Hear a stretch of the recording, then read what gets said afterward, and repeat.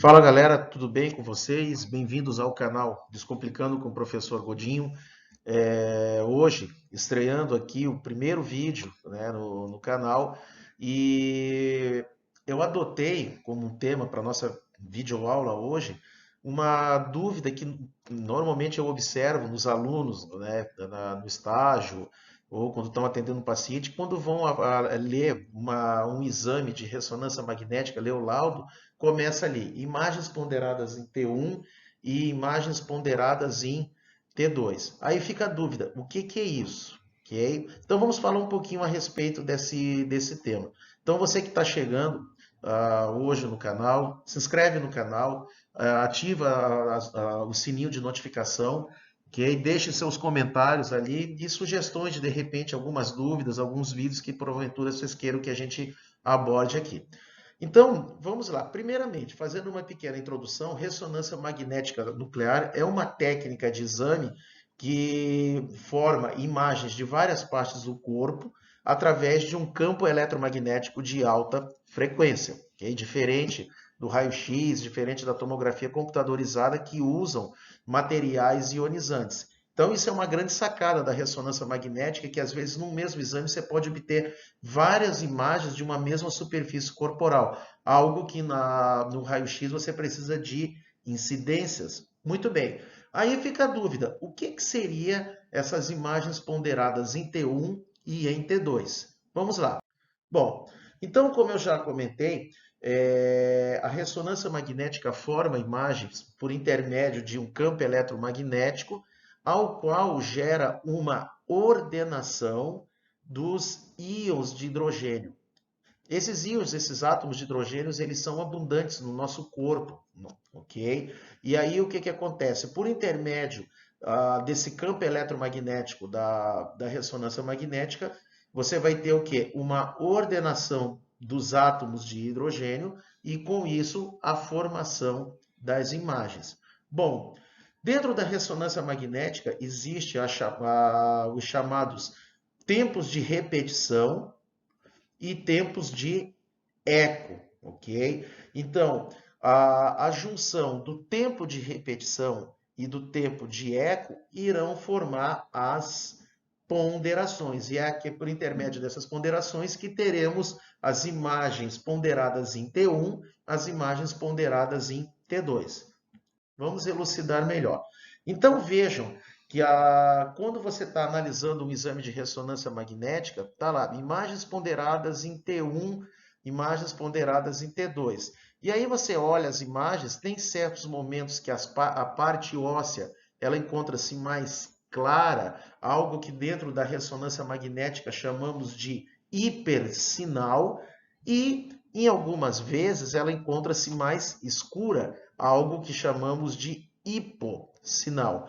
Então, com isso, como a gente já sabe que a ressonância magnética trabalha com tempo de repetição e tempo de eco, ok? Vejam, quando temos um tempo de repetição e um tempo de eco baixo, teremos imagens ponderadas em T1.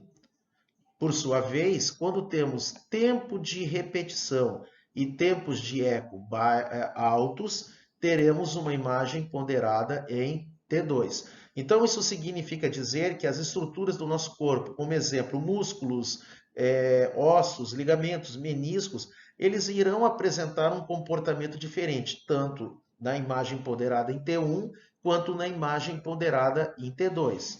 Vejamos, ok?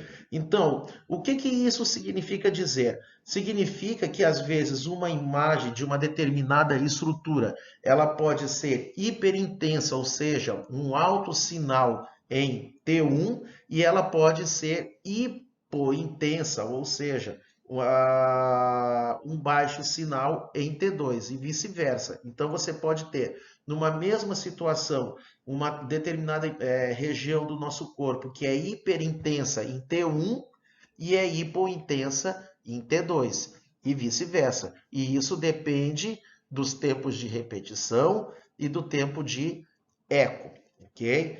Um exemplo é a água. Então veja, a água é extremamente abundante no nosso corpo, Quando a gente analisa líquidos, água em T1, ela apresenta uma característica de um hipossinal, ela é hipointensa. Em contrapartida, quando analisada em T2, a água irá exibir um hipersinal, ou seja, um aumento da sua intensidade dentro da ressonância magnética. Vamos elucidar melhor o caso. Bom, aqui temos duas imagens de ressonância magnética do encéfalo. Observem que na primeira situação a gente tem uma boa noção anatômica dos sulcos, dos giros cerebrais, dos ventrículos, e observem em T2. Vejam que aqui na outra imagem, tá, a gente tem um destaque dos ventrículos. Vejam que os ventrículos estão apresentando um aumento do sinal, eles estão mais claros para nós. Então vejam que aqui na primeira situação temos um T1, a primeira imagem, e a segunda imagem temos um T2, ok? Bom, moral da história. Quando a gente analisa uma imagem em T1, só para ficar claro para vocês, o T1 ele irá fornecer uma noção mais anatômica da estrutura que está sendo avaliada.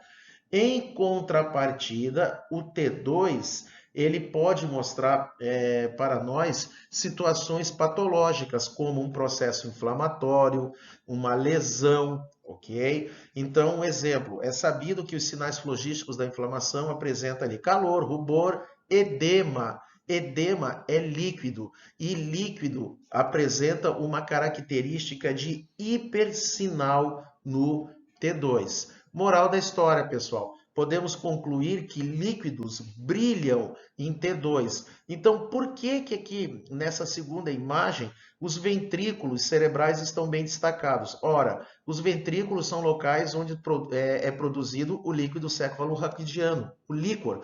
E líquor lembra líquido, ok? Água. Então, a água, os líquidos, eles apresentam uma característica de um hipersinal em T2. Então, por isso que aqui os ventrículos estão bem mais destacados no T2 em comparação ao T1. Então, é só lembrar, líquidos brilham ao T2. Então, no processo inflamatório, um dos sinais flogísticos é a presença do edema, a gente vai observar o quê? Uma maior evidência no T1.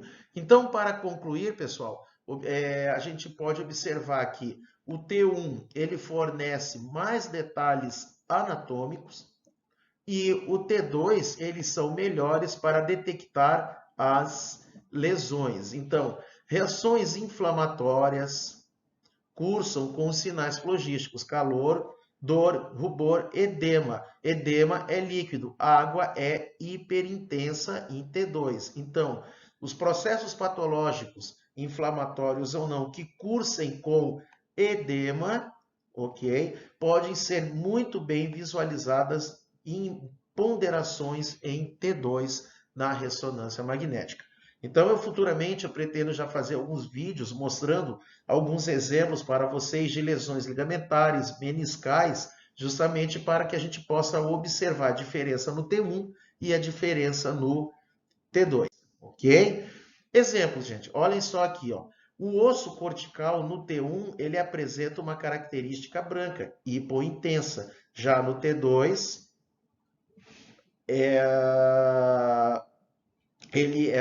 no T1 ele é branco, ele é hipointenso, e no T2 o que acontece? Ele apresenta uma característica mais preta, certo? Então, quanto mais preto a imagem ela é hipointensa, perdão, eu tinha dito hiperintensa. Então, preto no T2 é uma característica hipointensa, e branco no T1 é uma característica mais clara, hiperintensa. Vejam, o líquido. O líquido no T1 ele é hipointenso. Ele apresenta uma característica preta. porém líquidos brilham no T2. Então, se ele brilha no T2, ele é branco, ele é hiperintenso, ok?